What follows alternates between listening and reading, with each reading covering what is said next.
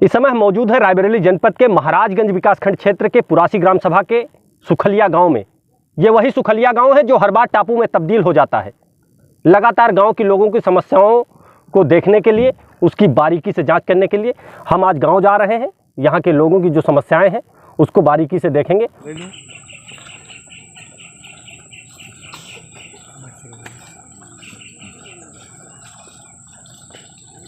काटो एक फोटो ले।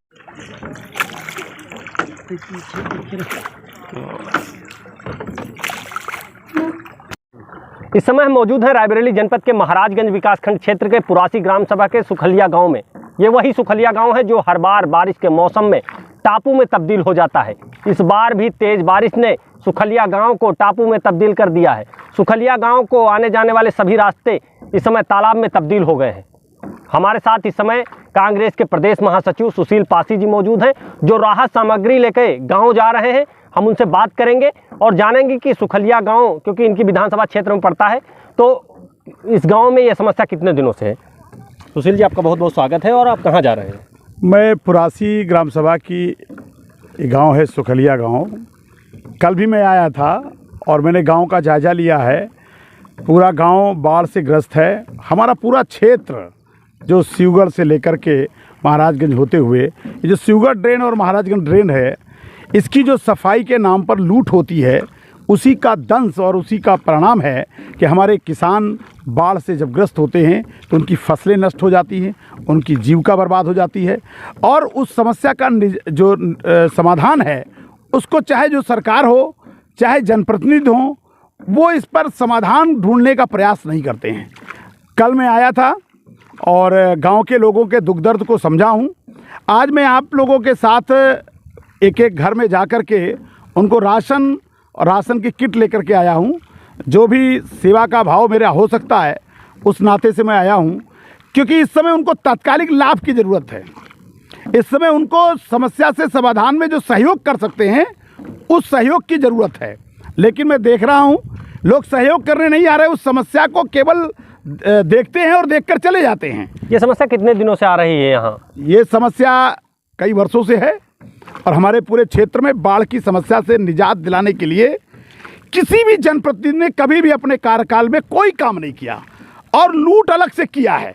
अगर बाढ़ से निजात दिलाने का प्रयास किया गया होता तो आज ये सुखलिया ही नहीं, आप चले जाओ, आप पाली के गांव में चले जाओ, आप कुबना चले जाओ, लालगंज चले जाओ, आप मेहरा चले जाओ, आप वाजिदपुर चले जाओ, जितने भी गांव हैं केवल बाढ़ से ही प्रसिद्ध नहीं हैं। उनकी आप देख रहे हैं फसलें सब नष्ट हो गई हैं। किसी किसान के पास 2 बीघा है, किसी के पास 10 बिस्वा का खेत है, आप अंदाज़ा नहीं लगा सकते। लेकिन फिर भी मैं कह रहा हूँ, सरकार इतनी संवेदनहीन है कि अधिकारी आता देखकर चला जाता है।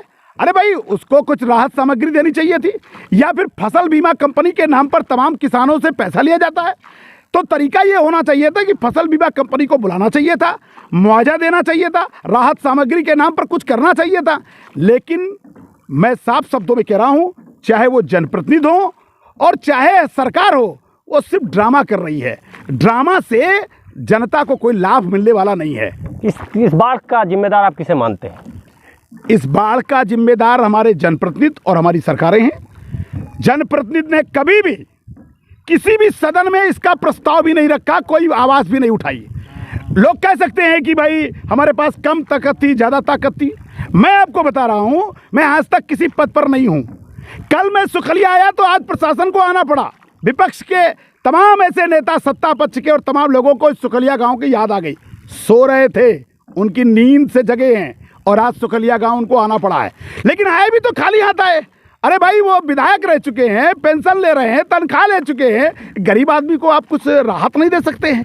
मैं तो कभी ना प्रधान हुआ, न जिला पंचायत हुआ, न कभी विधायक रहा, न कोई पेंशन ली, न कोई तनख्वाह लिया। लेकिन मैं सेवा के भाव से हूँ और 20 सालों से गरीब किसान मजदूर जितने भी व्यापारी होते हैं उनकी मदद करता हूँ। उसी भाव से मैं आया हूँ। कल भी मैं आया था, आज फिर मैं आपके साथ आया हूँ।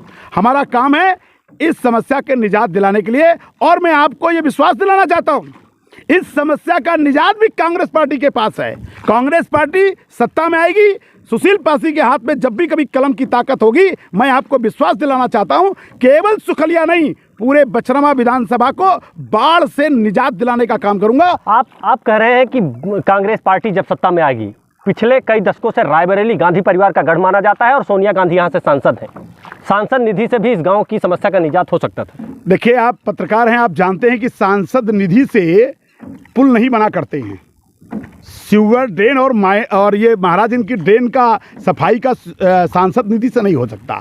इसका एक बजट होता है और बजट को प्रस्ताव, हम कह रहे हैं कि जनप्रतिनिधियों क्या यह जिम्मेदारी नहीं थी कि वहाँ विधानसभा को रोक देते, या वो ये प्रयास नहीं कर सकते थे कि वहाँ पर जाकर के सदन में क्वेश्चन उठाते।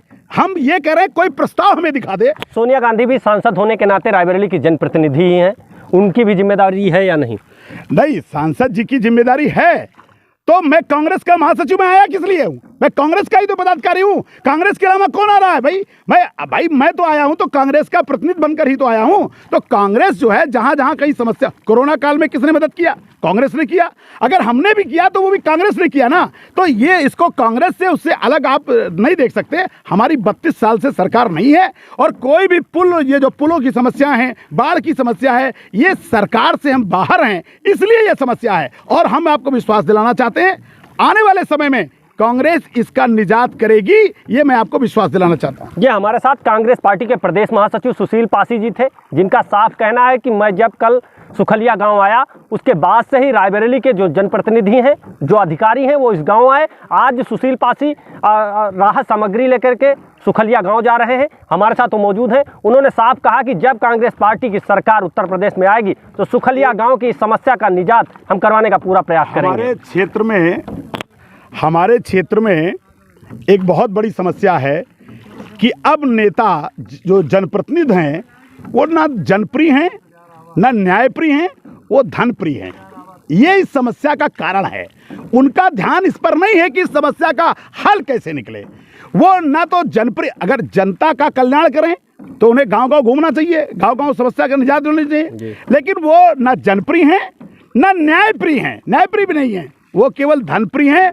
उनका ध्यान केवल इतने होता है। इसीलिए हमारे यहाँ फटे हाल कोई नेता आता है तो वो ताकतवर बनकर जाता है, आता है फटे हाल, लेकिन वो बछरावा विधानसभा को अपने चंगू मंगू के माध्यम से जिस तरीके से लूट सकता है, लूटता है और लूट के चला जाता है। ये हमारे साथ सुशील पासी जी थे, जिनका साफ कहना है कि बछरावा विधानसभा के जो नेता हैं, जो जनप्रतिनिधि हैं, वो लगातार बछरावा विधानसभा के विकास की तरफ कोई ध्यान नहीं दिया। नहीं, बछरावा विधानसभा की यह स्थिति नहीं होती। कैमरा पर्सन अनिल के साथ Amar Pratap Singh, SK India news, Raebareli. तो बता दो ना, आपकी समस्या का जो है कांग्रेस पार्टी को जो है बहुत जल्द इसका हल निकाल रही है। ठीक है,